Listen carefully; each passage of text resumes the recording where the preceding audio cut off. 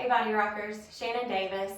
Been body rocking for almost 3 years now, I think. Love it. I do try to incorporate some yoga and mobility into my weekly workouts, my weekly schedule. You know, as we age, it's so important for us to be flexible and to have mobility. And when we do those types of mobility yoga flows in conjunction with our body rock workouts, it can give us longevity in that we're able to do those types of workouts for a longer period of time. I'm 46 and I know that lifting weights, HIIT workouts, staying active are so important, but they're also taxing on our bodies at times. So the yoga and mobility just kind of balance out what we do in our normal body rock workouts. So I'm going to do that with you guys for a few weeks. I hope you'll stick with me. We're going to start off with some simpler moves and then we'll try to move up to some more advanced type things. So let's talk about hips today. That's what I think a lot of people have issues with. I know I do. We do lots of squats, weighted squats, lots of movements that require us to have open hips. So I'm hoping the flow that I have created for you today will help you open up your hips and they will be more mobile, you'll be more comfortable, and you'll be able to get lower in those squats, etc. So here we go. We're going to start off in just a simple downward facing dog. And it's important for you to remember when you do this that your heels do not have to be on the ground and that you don't have to force your head down. You just want to be in an upside down V. And if your heels are up, no problem. That's totally fine.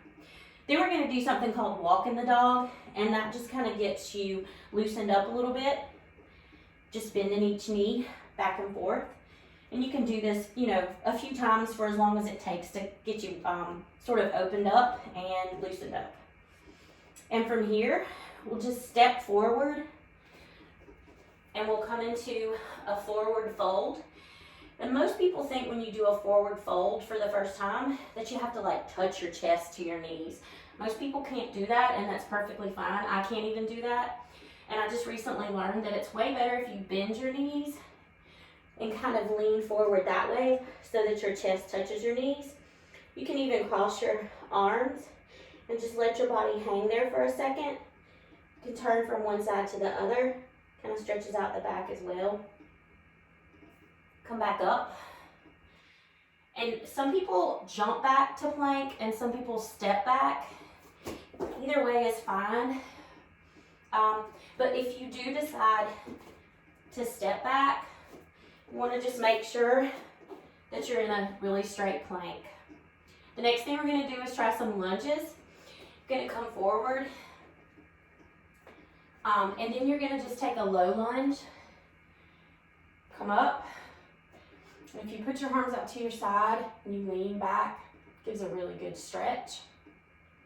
So we'll do that a couple times. Come back into a runner's lunge. Most people just kind of stop here with it. I'm going to make sure that your leg is a 90-degree angle as much as possible. But if you turn that knee out, and you don't want to over stretch, but it is such a good stretch for your hips to open them up. Come back down, and you can even take your opposite arm and stretch it back behind you. Do the other side. This one seems to be easier. You have a lot of balance to go back with this other arm. That opens up the hip even more. Then you go back down to low lunge, stretch back one more time, and then we'll switch to the other side. Back into plank. Bring your left leg forward. Again, get yourself situated. I'm going to try to make that back leg as straight as possible, and your bent knee again, 90-degree angle. Deep breath. Come down on this side to low lunge. A nice stretch in the back. Open up the shoulders a little bit. Come back into runners. Stretch out this left leg, left hip. Back with your arm. Get a good twist. Try for the other arm.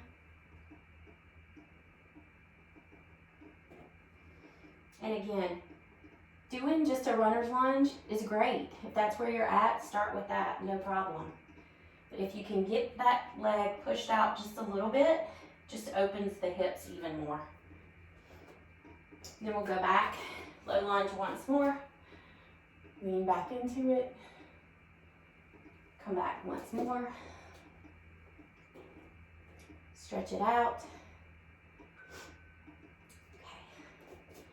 We're going to come into another move. Not even sure it has a name, but we're just going to call it a one-leg forward fold. So you want to stretch out your front leg, lift up onto your heel, and you want to bend down over that other leg, left leg.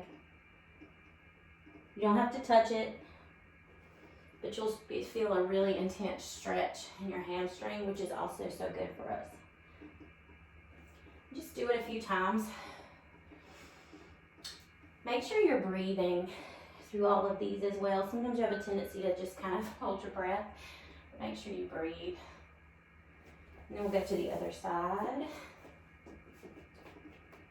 Just take it slow. Lean back. Of course, you'll be more flexible one side or the other. I know I am.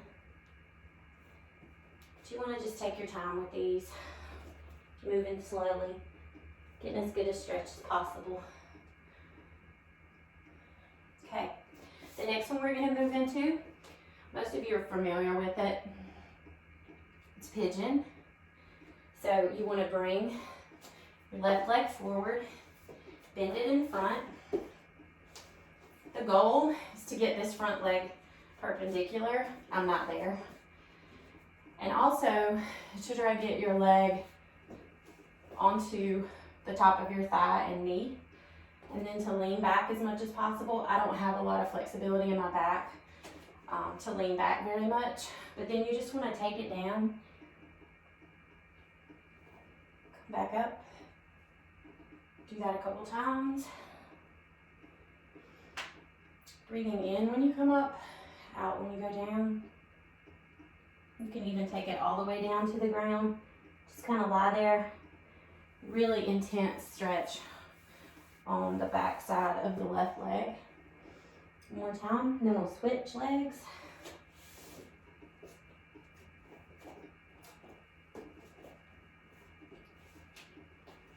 Again, it's not necessary to get that front leg perpendicular, but if you can and keep your back leg on the ground, then it's a more effective stretch.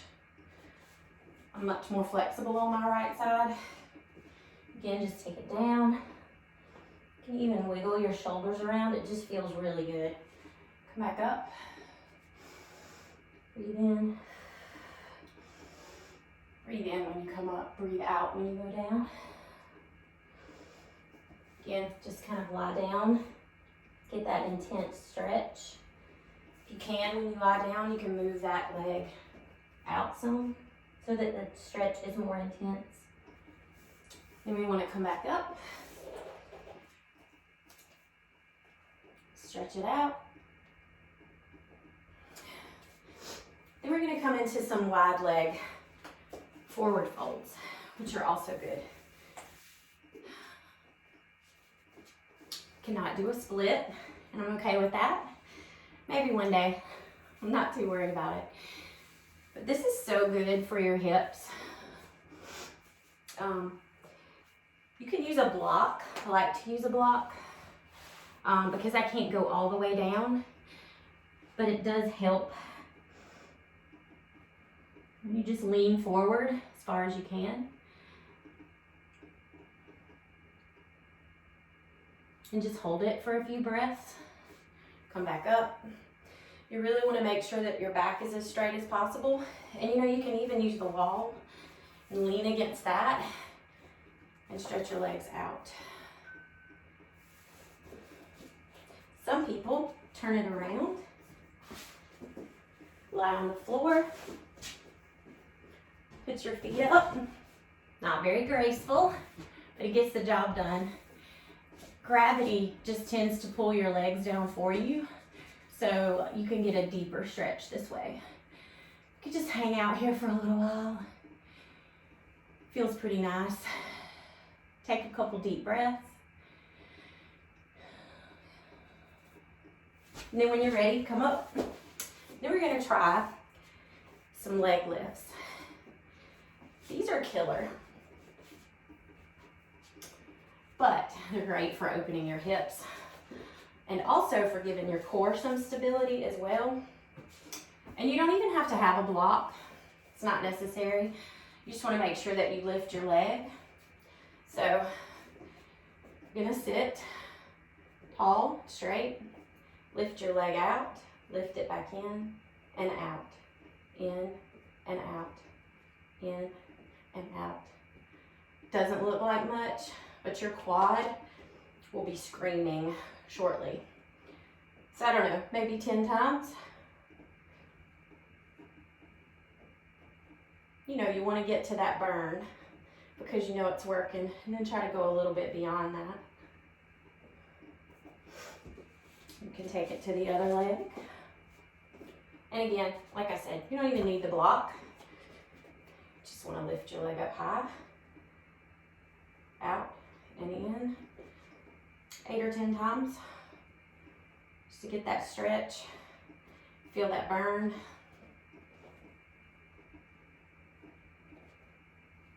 I'm bracing myself, which is fine. Just try to keep your back straight. Great little stretch. Okay, next we're gonna stand up and we're gonna do some mobility moves. And you hear me breathing. I mean, you get a good little workout doing these things. This one is great for opening your hips as well. So you just, and it's great for balance as well. So you wanna stand, knee up, knee out, turn your knee down, up, out, turn it, down, up, out, turn it, down. Other side, up, out, turn it, down. This side's harder for me. My leg won't do exactly what I want it to do. I'm left-handed, I'm right-handed. What am I saying? I'm right-handed, so my left side doesn't always cooperate. Just do it a few times. Feels really great. And that circular motion in that hip joint is awesome. And you just may want to take a bend forward.